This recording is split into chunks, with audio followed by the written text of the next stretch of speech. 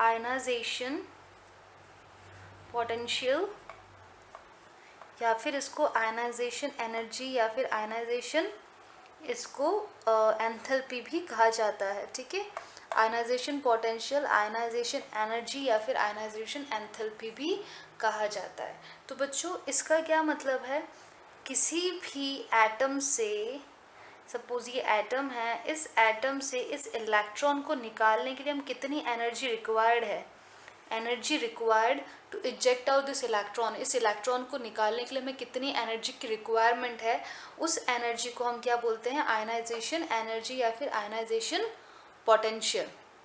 ठीक है, तो देखो बच्चों इसकी अगर हम डेफिनेशन की बात करें तो देखिए मैं इसको दो पॉइंट्स में लिखना चाहूँगी। तो फर्स्ट पॉइंट तो जो अभी मैंने आपको समझाया वो ही, it is the amount of energy required to eject out electron, eject out और टू रिमूव भी लिख सकते हैं आप, to eject out electron from outermost shell. ठीक है, फर्स्ट पॉइंट तो ये है। अब बच्चों देखो ये आउटर मोस्ट शेल से निकालने के लिए हमें इलेक्ट्रॉन निकालने की कितनी एनर्जी रिक्वायर्ड है उसको हम आयनाइजेशन पोटेंशियल बोलते हैं। बट कंडीशन क्या है, दैट कंडीशन ये है कि जो एटम है वो कौन सी स्टेट में होना चाहिए, it should be in an isolated and हम साथ में लिख देते हैं, it should be in isolated gaseous in its ground state. तो बच्चों देखो मैंने ये दो पॉइंट्स क्यों बनाए हैं, तो ये एक ही definition, amount of energy required to eject out electron from an electron in an isolated gaseous in its ground state. तो बच्चों देखो इसमें तीन वर्ड्स हैं, isolated, gaseous and ground state. तो बच्चों कहने का मतलब ये है कि हम सही बोल रहे हैं कि कितनी एनर्जी चाहिए टू इजेक्ट आउट इलेक्ट्रॉन, उसको हम बोलते हैं आयनाइजेशन एंथैल्पी। पर कंडीशन क्या है, कंडीशन ये है कि ये जो एटम है ना, ये जो एटम है वो आइसोलेटेड होना चाहिए, गैशियस होना चाहिए और ग्राउंड स्टेट में होना चाहिए। देखो बच्चों कहने का मतलब ये है कि ये जो एनर्जी है ये प्योरली इलेक्ट्रॉन इजेक्ट आउट करने के लिए है। ठीक है, अगर कोई भी एटम सॉलिड स्टेट में होता तो ये जो एनर्जी होती ना पहले उसको लिक्विड में कन्वर्ट करने के काम आती। ठीक है, और फिर और हम एनर्जी देते हैं तो वो गैशियस में कन्वर्ट करने के काम आती, फिर अब जब हम एनर्जी देते तो इलेक्ट्रॉन इजेक्ट आउट करने में काम आती। ठीक है, तो हम जो बात कर रहे हैं हम डायरेक्ट इस वाले एनर्जी की बात कर रहे हैं कि एनर्जी हमें इतनी देनी है कि सीधा इलेक्ट्रॉन इजेक्ट आउट हो, हम स्टेट ट्रांसफॉर्मेशन वाली एनर्जी की बात नहीं कर रहे हैं। इसलिए यहाँ पे क्या वर्ड लिखा, आइसोलेटेड गैशियस, क्योंकि जब भी गैशियस स्टेट में होते हैं एटम आइसोलेटेड हो जाते हैं। ठीक है, और वो स्टेबल स्टेट में होने चाहिए, फिर आप जब उनको एनर्जी देंगे तो डायरेक्ट इलेक्ट्रॉन इजेक्ट आउट करने में हेल्प हो। एनर्जी किसी और काम में यूज़ नहीं आनी चाहिए, हम प्योरली उसी एनर्जी की बात कर रहे हैं जिस एनर्जी से हम इलेक्ट्रॉन इजेक्ट आउट कर सकें। ठीक है, क्योंकि अगर ये गैशियस स्टेट में नहीं होता, कोई अलग स्टेट में होता तो पहले वो स्टेट चेंज करता, गैशियस में आता, उसके बाद में इलेक्ट्रॉन उससे बाहर निकलता है। ठीक है, तो यहाँ पे हम जो भी एनर्जी की बात करते हैं वो प्योरली कौन सी स्टेट की बात करते हैं, गैशियस स्टेट से निकालने की बात करते हैं। ठीक है बच्चों, so this is the definition. Now let's see the इसका phenomena. Now students see, suppose कोई एटम है, इसको हमने आयनाइजेशन एंथैल्पी या फिर आयनाइजेशन पोटेंशियल दिया, चलो यहाँ पे आईपी लिख देते हैं क्योंकि हमने पोटेंशियल वर्ड यूज़ किया है तो हम यहाँ पे आईपी ही लिख देते हैं। तो ठीक है, तो ये किस में कन्वर्ट हो जाएगा, ये कन्वर्ट हो जाएगा ए पॉजिटिव में। ठीक है, तो ये जो एनर्जी है आईपी, पहली बात तो ये पॉजिटिव की होगी क्योंकि रिक्वायर्ड एनर्जी है।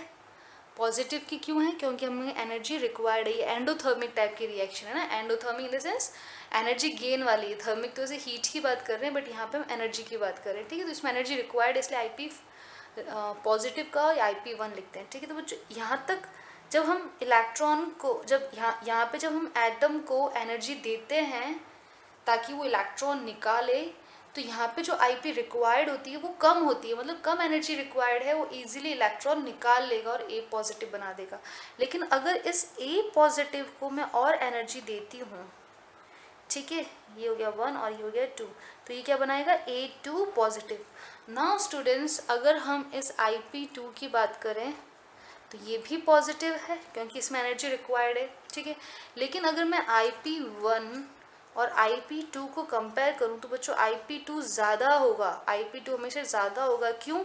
क्योंकि देखिए ये तो न्यूट्रल था, इसमें से इलेक्ट्रॉन निकालना फिर भी इजी था, ठीक है।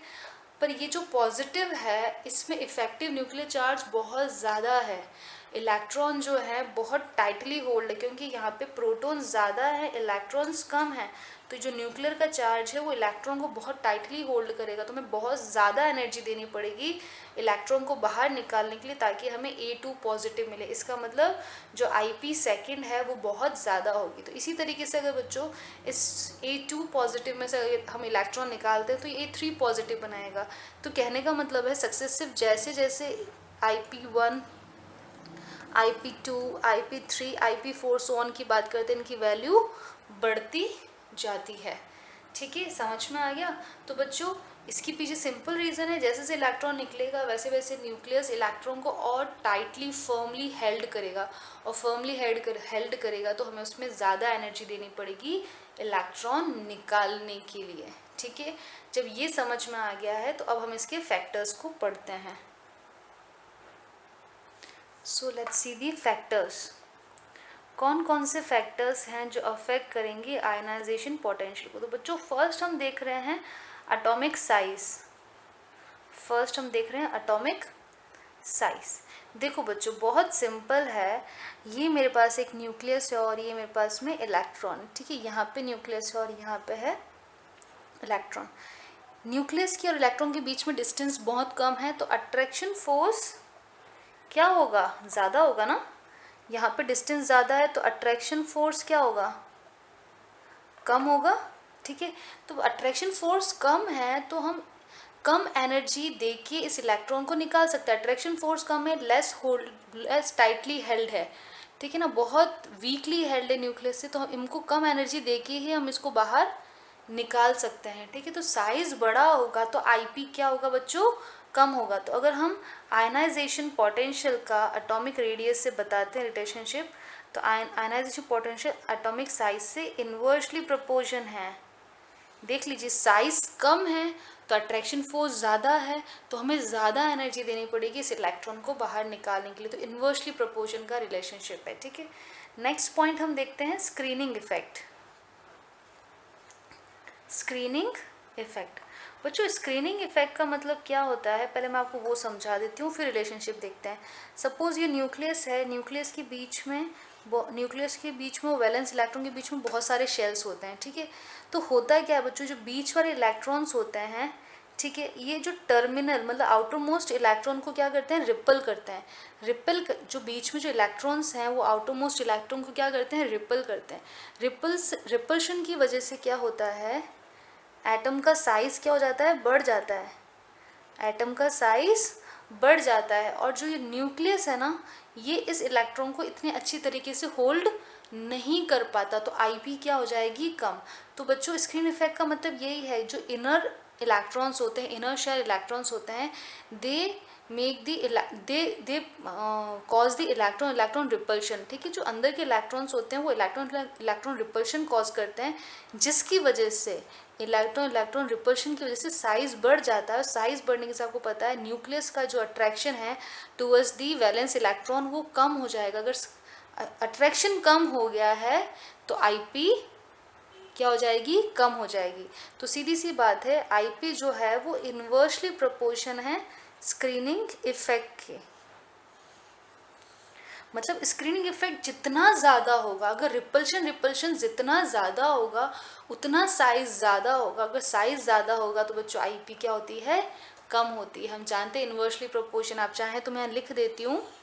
स्क्रीनिंग इफेक्ट ज़्यादा होने का मतलब होता है इलेक्ट्रॉन और अंदर के इलेक्ट्रॉन और बाहर का जो वैलेंस इलेक्ट्रॉन, इनके बीच में रिपल्शन बढ़ जाता है। अगर आप यहाँ से ही समझ गए, अगर रिपल्शन बढ़ रहा है बच्चों तो एक तरीके से साइज बढ़ रहा है। अगर साइज बढ़ जाएगा तो IP क्या हो जाएगा? कम। तो स्क्रीन इफेक्ट बढ़ने से साइज बढ़ता है, साइज बढ़ने से हमको पता है क्या हो जाता है? आईपी कम हो जाता है, कम एनर्जी चाहिए इलेक्ट्रॉन को बाहर निकालने के लिए। ठीक है, ये समझ में आ गया। अब नेक्स्ट हम चलते हैं न्यूक्लियर चार्ज की तरफ। देखो बच्चों, थर्ड पॉइंट है न्यूक्लियर चार्ज।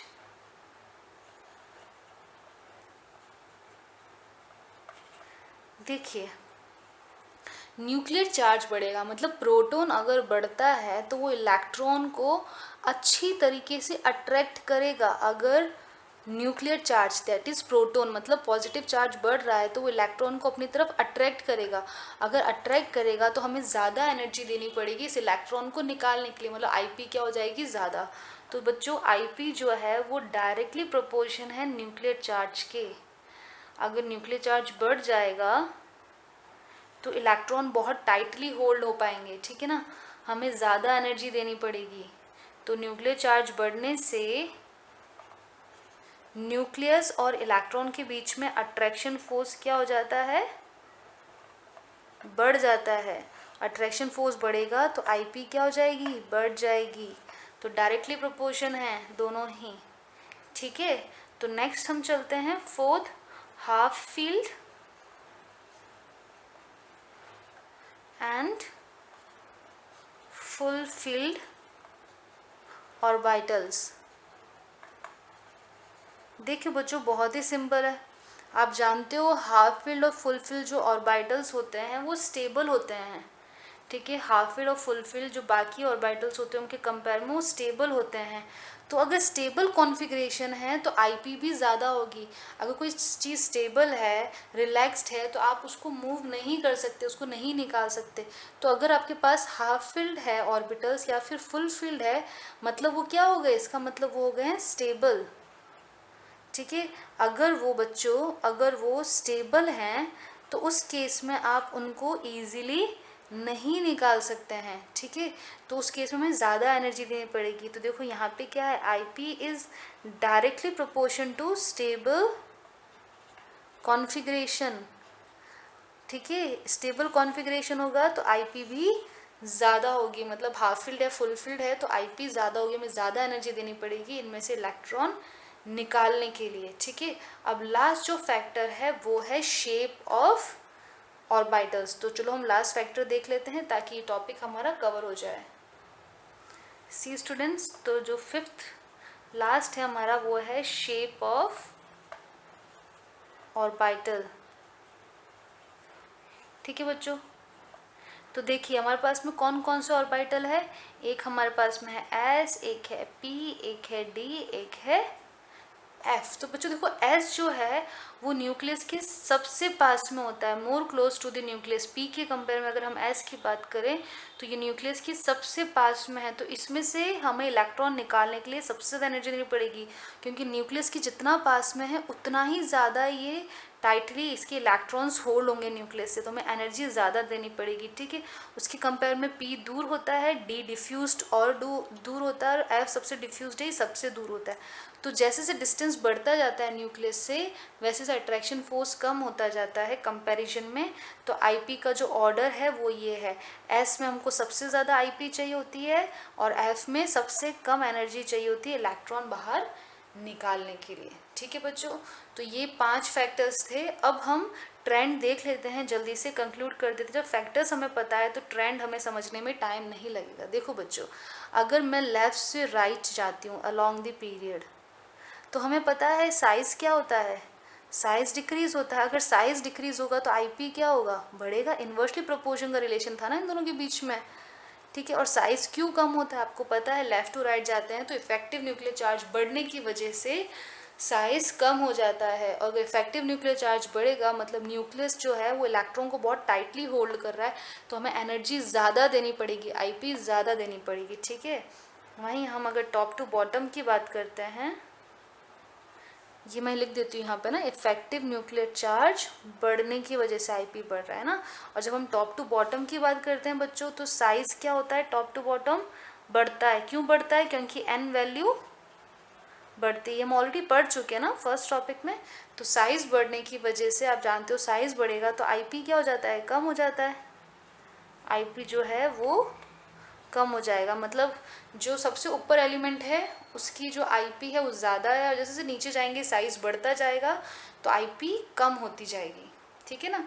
जैसे इस तरफ अगर हम लेफ़्ट टू राइट देखेंगे तो इनकी आईपी ज़्यादा है, राइट साइड वालों की आईपी सॉरी जो लेफ्ट हैंड साइड है उनकी साइज़ ज़्यादा है तो उनकी आईपी क्या होगी, कम। और जैसे जैसे हम राइट हैंड साइड पे जाएंगे तो साइज़ कम होता जाएगा तो आईपी बढ़ती जाएगी।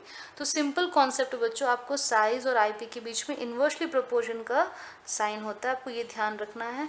फिर ट्रेंड तो आपको पता ही, अगर ट्रेंड पता है तो आप आईपी इजीली बता सकते हैं। So student, this is all about the ionisation potential.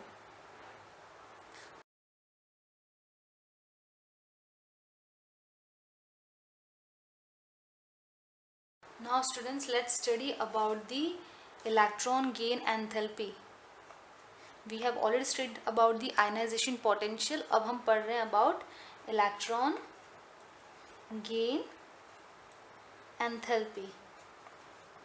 तो स्टूडेंट्स ये जस्ट ऑपोजिट है आयनाइजेशन पोटेंशियल का। उसके अंदर हमने क्या देखा था, एनर्जी एब्जॉर्ब हुई थी और इलेक्ट्रॉन लूज हुआ था, ठीक है, कैटायन का फॉर्मेशन हुआ था। उसके अंदर हमने क्या किया था, कैटायन का फॉर्मेशन किया था।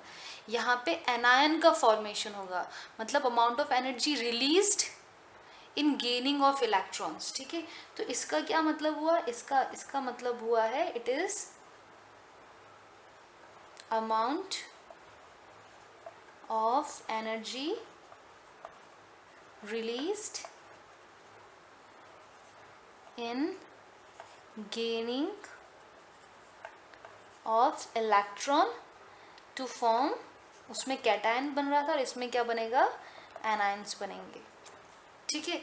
नाउ स्टूडेंट्स सी होता क्या है, उसके अंदर आपको याद होगा एक न्यूट्रल एटम ने इलेक्ट्रॉन लूज किया था, ठीक है, उसकी एनर्जी रिक्वायर्ड थी तो हमने वहाँ पे पॉजिटिव वैल्यू लिखी थी। आईपी की वैल्यू क्या लिखी थी हमने, पॉजिटिव, ठीक है। बच्चों देखो यहाँ पे क्या होता है, अगर मुझे इसमें से इलेक्ट्रॉन गेन करवाना है, मुझे अगर इसमें इलेक्ट्रॉन गेन करवाना है तो मुझे एनर्जी इसमें जो होगी वो रिलीज होगी, ठीक है। तो ये क्या होगा, जो ए है ए नेगेटिव में कन्वर्ट होगा, कैसे, इलेक्ट्रॉन गेन करके, ठीक है, और साथ में क्या होगी, कुछ अमाउंट ऑफ एनर्जी रिलीज होगी, ठीक है। यहाँ पे मैं यहाँ लिख देती हूँ, इलेक्ट्रॉन जो गेन एंथैल्पी है वो अमाउंट ऑफ एनर्जी रिलीज हो रही है, ठीक है, रिलीज हो रही है। इसका मतलब हम क्या लिख सकते हैं, ये वैल्यू कैसी है, नेगेटिव है।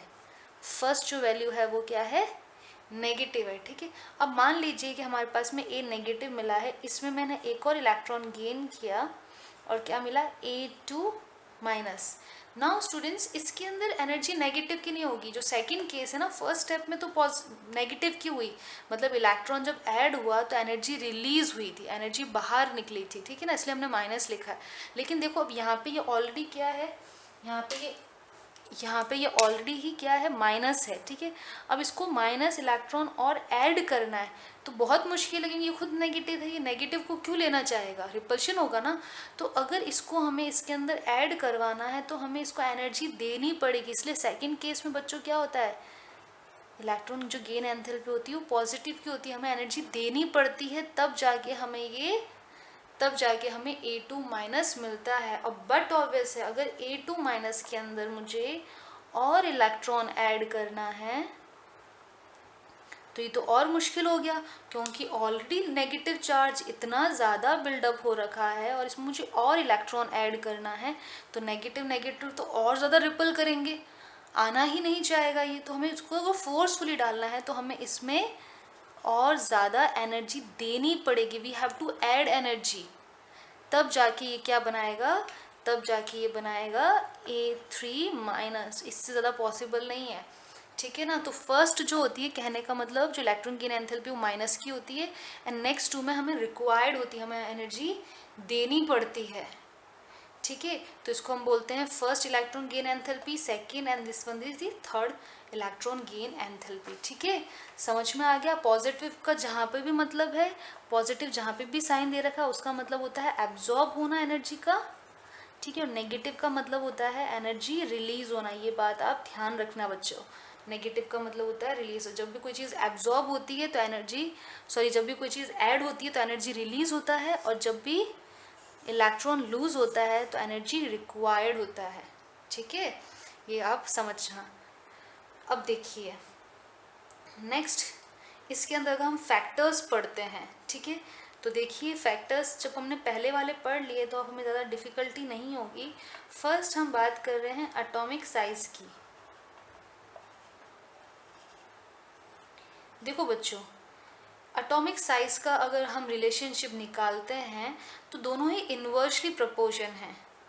इलेक्ट्रॉन गेन एंथैल्पी जो है वो इन्वर्सली प्रोपोर्शन है एटॉमिक साइज के। पहले भी इन्वर्सली प्रोपोर्शन था, अभी भी इन्वर्सली प्रोपोर्शन है। देखिए कैसे, देखो साइज जितना कम होगा, साइज जितना कम होगा उतना ही उसके अंदर टेंडेंसी होगी इलेक्ट्रॉन गेन करने की। अगर साइज कम होगा तो क्या होगा, न्यूक्लियस इफेक्टिव होगा, न्यूक्लियस इजीली इलेक्ट्रॉन गेन कर पाएगा। इलेक्ट्रॉन इजीली गेन कर पाएगा तो बच्चों उसकी जो इलेक्ट्रॉन गेन एंथैल्पी है, जो रिलीज एनर्जी है, वो बहुत ज़्यादा होगी। तो साइज कम होने पे एनर्जी जो रिलीज है, हम रिलीज एनर्जी की बात कर रहे हैं, वो क्या है, बहुत ज़्यादा होगा। तो साइज कम होने से इलेक्ट्रॉन इजीली अट्रैक्ट होगा, इजीली गेन होगा। अगर इजीली गेन होगा तो रिलीज एनर्जी बहुत ज़्यादा होगी। कोई भी इसमें बच्चों कॉन्सेप्ट ऐसा चलता है, ध्यान से देखिए, अगर कोई एटम इजीली इलेक्ट्रॉन ले लेता है तो इलेक्ट्रॉन गेन एंथैल्पी ज़्यादा होती है, मतलब वो बहुत ज़्यादा नेगेटिव में रिलीज़ होती है, ठीक है। अगर कोई इजीली इलेक्ट्रॉन गेन नहीं करता है तो इलेक्ट्रॉन गेन एंथैल्पी क्या होगी बच्चों, कम होगी, कम नेगेटिव में होगी, ठीक है ना। तो आपको इसमें इस तरीके से समझना है। तो जब साइज़ कम है तो बहुत ही इजीली वो गेन कर देगा, मतलब इलेक्ट्रॉन गेन एंथैल्पी बहुत ज़्यादा रिलीज़ होगी, एनर्जी बहुत ज़्यादा रिलीज़ होगी, ठीक है। तो ये कम तो ये बहुत ज़्यादा, तो इलेक्ट्रॉन गेन एंथैल्पी क्या होगी बच्चों, ज़्यादा होगी, ठीक है। तो साइज समझ में आ गया है। तो हम नेक्स्ट फैक्टर चलते हैं स्क्रीनिंग इफेक्ट की तरफ। Now students, next factor is screening effect.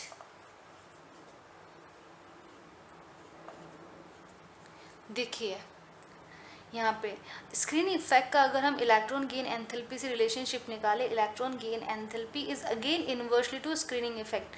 जैसे हमने वहाँ पे देखा था ना, पहले वाला केस बिल्कुल वैसा ही है यहाँ पे, लेकिन कॉन्सेप्ट अलग है। देखिए ध्यान से, स्क्रीन इफेक्ट का मतलब हमने क्या बताया था कि जो इनर इलेक्ट्रॉन्स हैं, इनर इलेक्ट्रॉन्स है, वो वैलेंस इलेक्ट्रॉन को क्या करते हैं, रिपेल करते हैं। हमने ये देखा था, रिपेल करने से साइज क्या हो जाता है, बढ़ जाता है ना। अब देखिए अगर साइज बढ़ जाएगा, अगर स्क्रीन इफेक्ट होगा, देख लीजिए यहाँ लिख देती हूँ, अगर स्क्रीनिंग इफेक्ट ज़्यादा है तो रिपल्शन ज़्यादा है, रिपल्शन ज़्यादा होने से क्या हो जाएगा, साइज बढ़ जाएगा। अगर किसी का साइज बढ़ गया तो इलेक्ट्रॉन देना प्रेफर करेगा, इलेक्ट्रॉन लेना प्रेफर नहीं करेगा। जो पॉजिटिव है ना वो जिसका साइज ज़्यादा है वो लूज करना प्रेफर करेगा, गेन करना प्रेफर नहीं करेगा। और हम तो क्या चाहते हैं, यहाँ पे गेन कराना चाहते हैं। तो साइज बढ़ने से इलेक्ट्रॉन गेन एंथैल्पी क्या हो जाती है, कम हो जाती है। तो देखिए अगर स्क्रीन इफेक्ट बढ़ेगा तो साइज बढ़ेगा, साइज बढ़ेगा तो लेने की टेंडेंसी क्या हो जाएगी, कम हो जाएगी। इसका मतलब इलेक्ट्रॉन गेन एंथैल्पी, लेने की जो टेंडेंसी है, लेने की वजह से जो एनर्जी रिलीज है वो क्या हो जाएगी, कम हो जाएगी। तो क्या हो जाएगा, inversely proportion, electron gain enthalpy क्या हो जाएगा, कम। बच्चों सीधा सा समझें, जो जितना इजीली लेना चाहेगा ना उसकी इलेक्ट्रॉन गेन एंथैल्पी उतनी ही ज़्यादा है। सिंपल कॉन्सेप्ट, इजीली अगर गेन करेगा तो इलेक्ट्रॉन गेन एंथैल्पी जो है वो हाई होगी। बस आप एक कॉन्सेप्ट अगर समझ लेंगे ना तो आपको सारा चीज़ समझ में आ जाएगी। देख लीजिए, अब देखो इसी से मैं वापस कोरिलेट कराती हूँ आपको। स्क्रीन इफेक्ट बढ़ा, साइज बढ़ गया, साइज बढ़ने से देने की टेंडेंसी तो बढ़ती है पर लेने की टेंडेंसी नहीं बढ़ती। अगर लेने की टेंडेंसी नहीं बढ़ती तो इजीली नहीं लेगा, नहीं लेगा तो मतलब इलेक्ट्रॉन गेन एंथैल्पी कम होगा, सिंपल। तो इस वजह से क्या है, स्क्रीन इफेक्ट और इलेक्ट्रॉन गेन एंथैल्पी आपस में ऑपोजिट चलते हैं। मतलब इन शॉर्ट हम ये कह सकते हैं कि जिसका साइज कम होगा उसका ही इलेक्ट्रॉन गेन एंथैल्पी ज़्यादा होगा। जिसका साइज कम है वो इलेक्ट्रॉन लेना चाहेगा, वो इलेक्ट्रॉन नेगेटिव होगा, इलेक्ट्रॉन लेना चाहेगा तो गेन एंथैल्पी भी ज़्यादा होगी, वो इजीली गेन कर देगा, ठीक है बच्चों। तो हम स्क्रीन इफेक्ट समझ चुके हैं। तो अब हम चलते हैं नेक्स्ट न्यूक्लियर चार्ज की तरफ। So let's see the third one, that is nuclear charge. Now student, I hope आपको अभी समझ में आ गया होगा जब इतना डिटेल स्टडी कर लिया है। तो चलो फिर से समझ लेते हैं। देखो, न्यूक्लियस का चार्ज बढ़ रहा है, मतलब पॉजिटिव चार्ज बढ़ रहा है, तो इलेक्ट्रॉन लेने की टेंडेंसी क्या हो जाएगी? बढ़ जाएगी, क्योंकि न्यूक्लियर चार्ज बढ़ना मतलब पॉजिटिव चार्ज बढ़ना। एक तरीके से हम ऐसे समझते हैं ना, न्यूक्लियस मतलब न्यूक्लियस में क्या होता है? प्रोटॉन्स होते हैं पॉजिटिव, तो पॉजिटिव चार्ज बढ़ता है तो क्या होगा? पॉजिटिव चार्ज बढ़ने से इलेक्ट्रॉन गेन करना चाहेगा, क्योंकि इलेक्ट्रॉन क्या है? नेगेटिव चार्ज है, तो ये गेन करना चाहेगा। अगर ये गेन करना चाहेगा तो इलेक्ट्रॉन गेन एंथैल्पी तो बढ़ेगी ही बढ़ेगी, है ना? क्योंकि जब मैंने आपको पहले भी समझाया, कोई इजीली गेन कर ले मतलब इलेक्ट्रॉन गेन एंथैल्पी ज़्यादा हो जाती है। तो सीधा कॉन्सेप्ट है बच्चों, न्यूक्लियर चार्ज, पॉजिटिव चार्ज अगर बढ़ता है तो इलेक्ट्रॉन गेन करने की टेंडेंसी बढ़ जाती है। अगर इलेक्ट्रॉन गेन करने की टेंडेंसी बढ़ जाएगी तो इलेक्ट्रॉन गेन एंथैल्पी भी बढ़ जाएगा। तो nuclear charge is directly proportion two electron gain enthalpy, ये डायरेक्टली प्रोपोर्शन है। आप नोटिस करेंगे बच्चों, रिलेशनशिप तो दोनों में सेम ही है, इन्वर्सली है वहाँ पे, तो यहाँ पे भी इन्वर्सली है, आईपी के अंदर, जीई के अंदर, ठीक है। और अगर आप न्यूक्लियर चार्ज देख रहे हो तो ये भी सेम चल रहा है, लेकिन कॉन्सेप्ट डिफरेंट है ना दोनों के अंदर। नाउ स्टूडेंट्स, नेक्स्ट हम पढ़ रहे हैं हाफ फिल्ड और फुल फिल्ड, ठीक है। अगर हाफ फिल्ड और फुल फिल्ड है तो क्या होगा बच्चों? वापिस सेम, अगर इलेक्ट्रॉनिक कॉन्फ़िगरेशन स्टेबल है तो ना तो ये देना चाहेगा ना तो ये लेना चाहेगा। तो अगर इलेक्ट्रॉनिक कॉन्फ़िगरेशन हमारे पास में स्टेबल है तो आपकी जो इलेक्ट्रॉन गेन एंथैल्पी है वो क्या हो जाएगी? कम हो जाएगी, ठीक है। तो अगर स्टेबल कॉन्फ़िगरेशन है तो इलेक्ट्रॉन कॉन्फ़िगरेशन ज़्यादा है तो इलेक्ट्रॉन गेन एंथैल्पी क्या हो जाएगी? कम हो जाएगी, ठीक है। इन्वर्सली प्रोपोर्शन का ये नहीं लेना चाहता है, जो स्टेबल है वो नहीं लेना चाहते हैं, तो एनर्जी भी क्या हो जाएगी? गेन होने की कम हो जाएगी, ठीक है। यहाँ तक समझ में आ गया? चलो बच्चों, अब हम चलते हैं ट्रेंड की तरफ, ठीक है। चलो हम यहाँ पे ही समझा देती हूँ आपको। ट्रेंड हम कौन सा देखेंगे? एक लेफ्ट से राइट और एक टॉप से बॉटम। देखो बच्चों, सिंपल है, यहाँ पे साइज़ बड़ा होता है और जैसे जैसे हम राइट हैंड साइड में जाते हैं साइज़ कम होता जाता है, ठीक है। यहाँ पे साइज़ बड़ा है और जैसे जैसे हम लेफ्ट हैंड साइड में जाते हैं साइज़ कम होता जाता है। देखो, जैसे जैसे साइज़ कम होगा इलेक्ट्रॉन गेन करने की टेंडेंसी बढ़ेगी। अगर इलेक्ट्रॉन गेन करने की टेंडेंसी बढ़ेगी तो इलेक्ट्रॉन गेन एंथैल्पी भी क्या होगा? बढ़ेगा। तो लेफ्ट से राइट इलेक्ट्रॉन गेन एंथैल्पी बढ़ती है, ठीक है।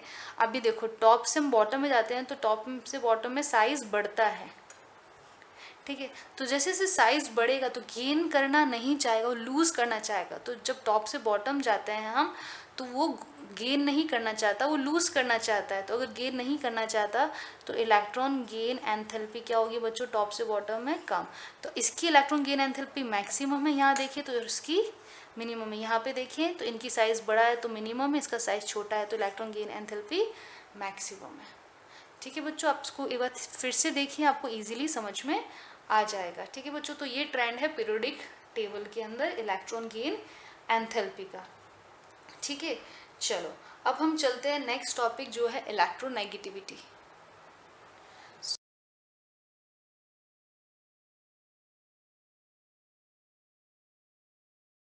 So let's see electronegativity. तो बच्चों, इलेक्ट्रोनेगेटिविटी बहुत सिंपल कॉन्सेप्ट है, आप 10th क्लास में ऑलरेडी पढ़ चुके हैं। तो देखिए, इलेक्ट्रोनेगेटिविटी क्या है? It is a tendency to gain electron. Simple word है, सिंपल डेफिनेशन है, it is a tendency to gain electron. कोई भी एटम, मॉलिक्यूल, आयन अगर इलेक्ट्रॉन गेन करता है तो इस टेंडेंसी को हम इलेक्ट्रोनेगेटिविटी बोलते हैं, ठीक है। और इलेक्ट्रॉन गेन करने में जो एनर्जी रिलीज होती है उसको इलेक्ट्रॉन गेन एंथैल्पी बोलते हैं। एंथैल्पी का मतलब एनर्जी होता है, ठीक है। लेकिन सिर्फ इलेक्ट्रॉन गेन करने की बात करें तो हम उसको इलेक्ट्रोनेगेटिविटी बोलते हैं, ठीक है बच्चों। अब देखिए, अगर हम इलेक्ट्रोनेगेटिविटी की बात करें इन दी ट्रेंड, तो जब हम लेफ्ट से राइट जाते हैं बच्चों तो देखो साइज़ कम होता जाता है, ठीक है। अगर साइज़ कम होगा, लेफ़्ट से राइट क्या होता है? साइज़ कम होगा। अगर साइज़ कम होगा तो गेन करने की टेंडेंसी बढ़ेगी, तो इलेक्ट्रोनेगेटिविटी बढ़ेगी, ठीक है। और हम टॉप से अगर बॉटम जाते हैं तो साइज़ बढ़ता है, अगर नीचे जाते हैं तो साइज बढ़ता है, तो इसमें इलेक्ट्रोपॉजिटिविटी बढ़ती है, मतलब इलेक्ट्रॉन लूज करने की टेंडेंसी बढ़ती है, इलेक्ट्रॉन गेन करने की नहीं। तो इन शॉर्ट हम बोल सकते हैं इलेक्ट्रोनेगेटिविटी क्या होती है बच्चों, कम होती है। ठीक है, तो यहाँ पे इलेक्ट्रोनेगेटिविटी भी ज़्यादा होगी, जैसे नीचे जाएंगे तो इलेक्ट्रोनेगेटिविटी कम हो रही है और यहाँ जा रही है तो इलेक्ट्रोनेगेटिविटी बढ़ रही है। इस हिसाब से अगर हम देखें तो पीरियोडिक टेबल में मोस्ट इलेक्ट्रोनेगेटिव कौन है, तो बच्चों जो सबसे मोस्ट इलेक्ट्रोनेगेटिव एलिमेंट है वो है हमारे पास में फ्लोरीन। ठीक है, जिसकी इलेक्ट्रोनेगेटिविटी 4.0 होती है। ठीक है, इस पीरियोडिक टेबल में एकदम यहाँ पे आता है हेलोजन से जस्ट नोबल गैसेस से पहले एफ यहाँ लिखा हुआ आता है। ठीक है, और अगर हम बात करते हैं कि जो लेस इलेक्ट्रोनेगेटिव है, ठीक है, तो अगर हम लिथियम की बात करते हैं बच्चों, तो जो लिथियम है उसकी इलेक्ट्रोनेगेटिविटी क्या है 1.0 यहाँ पे। ठीक है, लिथियम की 1.0 है और यहाँ पे क्या है फ्लोरीन की 4। ठीक है, और अब हम यहाँ पे अगर लिथियम की 1 है जिसकी इलेक्ट्रोनेगेटिव हम ज़्यादा मानते हैं, अगर अलॉन्ग दी हम ग्रुप देखते हैं तो नीचे जाएंगे तो बच्चा क्या होगा, इलेक्ट्रोनेगेटिविटी और कम होती है। तो नीचे सबसे ज़्यादा नीचे क्या है, सबसे नीचे हम जानते हैं सीजियम और फ्रेंशियम है।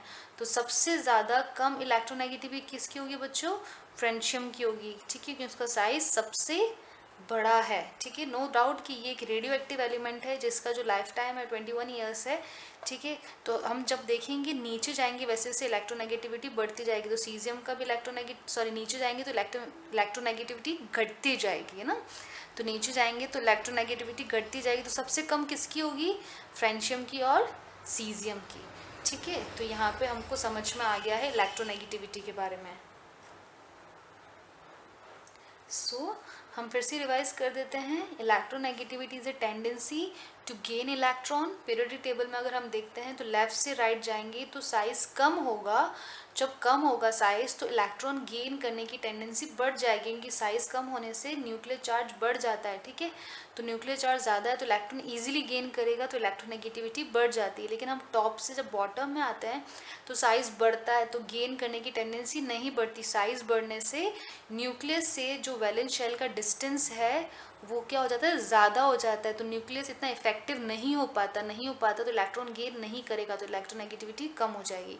तो पीरियोडिक टेबल में मैंने कहा सबसे ज़्यादा इलेक्ट्रोनेगेटिव एलिमेंट जो है वो है फ्लोरीन। और अगर हम सबसे लीस्ट इलेक्ट्रोनेगेटिव की बात करते हैं, सबसे लीस्ट, तो बच्चों वो क्या हो जाएगा, सीजियम, जिसका होता है 0.7। ठीक है, फ्रेंशियम एक रेडियो एक्टिव एलिमेंट है इसलिए मैं यहाँ पे कंसीडर नहीं कर रही हूँ, बट सीजियम क्या है 0.7। ठीक है, तो बच्चों यहाँ तक तो समझ में आ गया है। अब हम देखते हैं इसमें और हम किस तरीके से कौन कौन से फैक्टर्स हैं जो इलेक्ट्रोनेगेटिविटी को डिसाइड करते हैं। So let's see the few more factors which decides the electronegativity.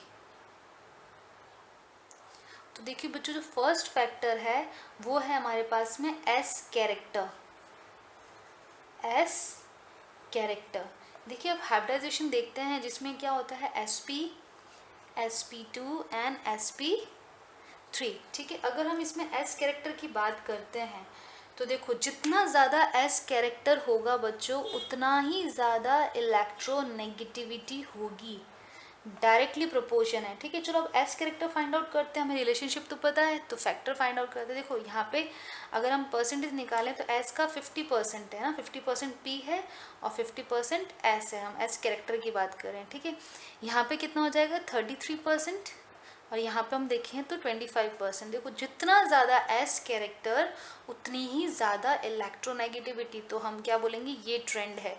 SP जो होते हैं हाइब्रिडाइज्ड जो भी एटम कार्बन होंगे वो जो होगा सबसे ज़्यादा इलेक्ट्रोनेगेटिव होगा। जैसे एग्जांपल कोट करती हूँ मैं, यहाँ पे लिखती हूँ C+C, यहाँ लिखते हैं triple bond C, double bond C, और यहाँ गया सिंगल बॉन्ड। ठीक है बच्चों, तो ये कौन सा है, ये हम जानते हैं sp हाइब्रिडाइज्ड है। अब ये कैसे निकला, बहुत सिंपल है, हमें सिर्फ सिग्मा बॉन्ड्स देखने हैं। तो देखो यहाँ पे ये सिग्मा, टोटल कितने सिग्मा हुए, 2 सिग्मा का बन जाएगा एक s और एक p। यहाँ पे कितना सिग्मा है, 1 2 और 3 सिग्मा। ये जो एक्स्ट्रा बॉन्ड्स है ना बच्चों, ये पाई बॉन्ड्स होते हैं। इसमें ये पाई बॉन्ड और ये पाई बॉन्ड हमको काउंट नहीं करना है, हमें सिर्फ फर्स्ट बॉन्ड काउंट करना है। तो इस कार्बन से एक बॉन्ड ये, एक बॉन्ड ये, एक बॉन्ड ये फर्स्ट बॉन्ड है, ये तो एक्स्ट्रा बॉन्ड है। ठीक है, एक्स्ट्रा बॉन्ड काउंट नहीं करना हमें। तो देखो ये क्या हो जाएगा 3 सिग्मा, तो एक तो s होता ही है, p का हम ले लेंगे 2, तो 1 + 2 3। ठीक है, तो ये हो जाएगा sp2। यहाँ पे 1 सिग्मा, 2 सिग्मा, 3 और 4 सिग्मा, टोटल 4 सिग्मा है। 4 सिग्मा में एक एस तो लेना ही हमें, पी कितने ले लें हम 3, तो 1 + 3 4, तो ये हो जाएगा sp3। ठीक है, तो जब हमें ये समझ में आ गया तो हम ये कह सकते हैं कि ये जो कार्बन है सबसे ज़्यादा इलेक्ट्रोनेगेटिव है, ये कार्बन उससे कम इलेक्ट्रोनेगेटिव हो, ये सबसे कम इलेक्ट्रोनेगेटिव है। ठीक है, तो आप एज परसेंट कैरेक्टर से ईजिली बता सकते हो कि कौन इलेक्ट्रोनेगेटिव ज़्यादा है, कौन इलेक्ट्रोनेगेटिव कम है। अगर आपको टेबल के डायरेक्ट क्वेश्चन नहीं आते हैं तो हम इस बेसिस पे भी आंसर कर सकते हैं। ठीक है, अब जो बच्चों नेक्स्ट है बहुत सिंपल है, देखिए ऑक्सीडेशन स्टेट ऑफ एलिमेंट्स के बेस में ऑक्सीडेशन स्टेट।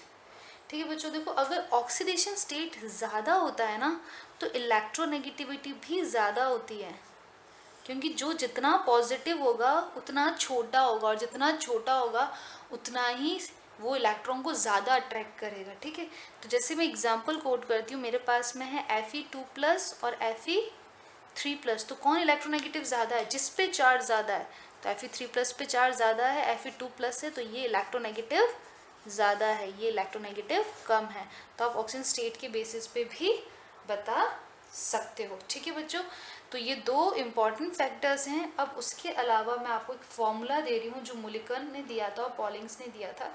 ठीक है, उन फॉर्मूले को भी हमें लिख देते हैं जिसकी हेल्प से हम फाइंड आउट कर सकते हैं इलेक्ट्रोनेगेटिविटी। ठीक है, so let's see the formulas. Now students, these are the formulas to calculate the electronegativity. See students, Mulliken जो फॉर्मूला है वो electronegativity is equals to IP + EA/2, जहाँ पे IP क्या है, IP उस पर्टिकुलर एटम का आयनाइजेशन पोटेंशियल और इलेक्ट्रॉन गेन एंथैल्पी है।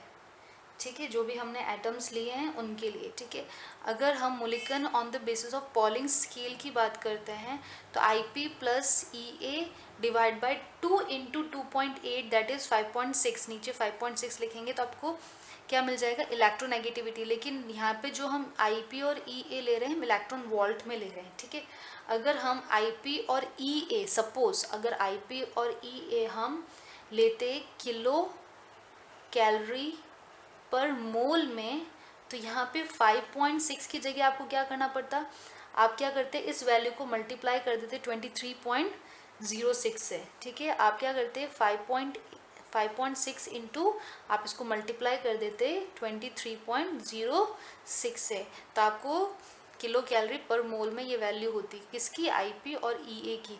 तब आपको ये फॉर्मूला यूज़ करना है। अगर आपकी ये दोनों वैल्यू इलेक्ट्रॉन वोल्ट में है तो आपको 5.6 लेना है। अगर IP और EA की वैल्यू किलो कैलोरी पर मोल में है, ठीक है, अगर इसमें ली हुई है तो आपको क्या करना पड़ेगा, 5.6 को किससे मल्टीप्लाई करना पड़ेगा, 23.06 से।